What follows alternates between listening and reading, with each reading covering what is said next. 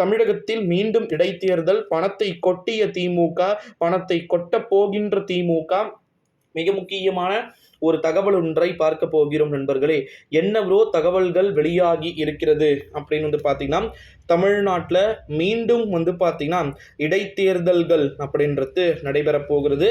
இதன் மூலமாக பணத்தை கொட்ட வேண்டிய ஒரு சூழலுக்கு திமுக வந்திருக்கிறது அப்படின்னே வந்து சொல்லலாம். எந்த தொகுதியில தேர்தல் என்பது உங்கள் அனைவருக்கும் தெரிந்தது, ஊரறிந்தது, நாடறிந்த விஷயம்தான். தமிழ்நாட்டில் இது போல விழுப்புரம் மாவட்டத்துல நம்முடைய மிக முக்கியமான ஒரு உறுப்பினரா, விழுப்புரம் மாவட்டம், விழுப்புரத்திற்கு முன்பு விக்கிரவாண்டி தொகுதியுடைய எம்எல்ஏவாக இருந்து கிட்டத்தட்ட மறைந்து 1.5 மாதத்திற்கு மேலாகக்கூடிய அந்த தொகுதியில மீண்டும் தேர்தல்கள் என்பது எப்பொழுது நடத்தப்படும் அப்படின்னு சொல்லிட்டு அனைத்து விதமான நபர்களுக்குமே ஆலோசனைகள் அப்படின்றது எழுந்து கொண்டிருக்கக்கூடிய ஒரு சூழ்நிலையில தான் தமிழ்நாட்டில் மீண்டும் இடைத்தேர்தல் அப்படின்றது வருவதற்கு வாய்ப்புகளும் சாத்தியக்கூறுகளும் இருப்பதாக தகவல்கள் அப்படின்றது வெளியாகி இருக்கிறத நம்மளால வந்து பார்க்க முடிகிறது அப்படின்னே வந்து சொல்லலாம் நண்பர்களே.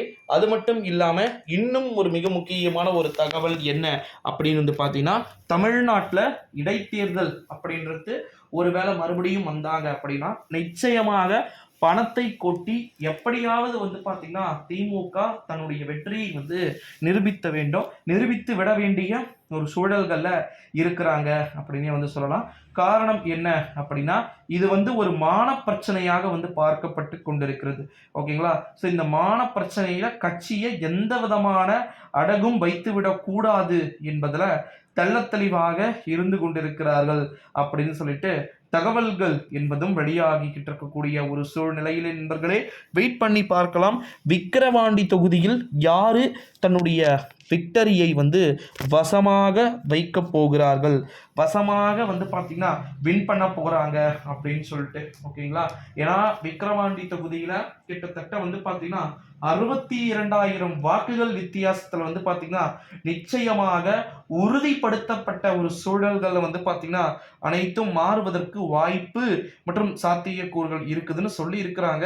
ஸோ அதனால வந்து வெயிட் பண்ணி தான் வந்து பார்க்க வேண்டும் நண்பர்களே. விக்கிரவாண்டி தொகுதியின் நிலைமை எப்பேற்பட்டதாக இருக்க போகிறது, யார் யாரெல்லாம் தங்களுடைய வெற்றியை வந்து பதிவு செய்ய போகிறார்கள். இடைத்தேர்தல் என்றாலே திமுக தான். ஸோ வெயிட் பண்ணி பார்க்கலாம் நண்பர்களே. எந்த ஃபார்முலாவை திமுக யூஸ் பண்றாங்க, அதாவது மதுரை உசிலம்பட்டி திருமங்கலம் ஃபார்முலாவா, ஆர்கே நகர் ஃபார்முலாவா, ஈரோடு கிழக்கு ஃபார்முலாவான்னு வெயிட் பண்ணி பார்க்கலாம் நண்பர்களே.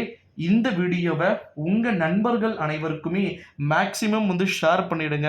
ஏன்னா அவங்களுமே வந்து பார்த்தீங்கன்னா இன்ஃபர்மேஷன்ஸை தெரிஞ்சுக்கிட்டோம் நண்பர்களே.